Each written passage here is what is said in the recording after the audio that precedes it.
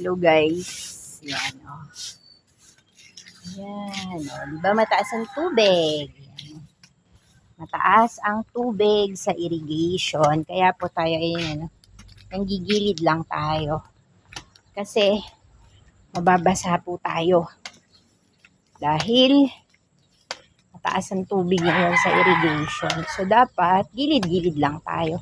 Pero hindi naman super taas ng tubig. Ayan o. Tingnan nyo po. Ikot-ikot natin. O. Hindi naman super taas ang tubig. Ayan.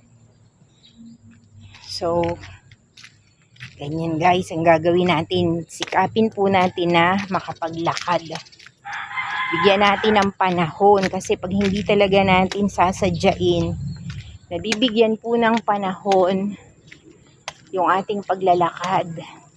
Hindi tayo makakapaglakad sa dami ng ating mga ginagawa. Pero kailangan ng ating katawan ng ehersisyo. Kung hindi man tayo makapaglakad, pwede po tayong sumabay doon sa Zumba class. Doon sa TV. O diba? Maraming Zumba class ngayon.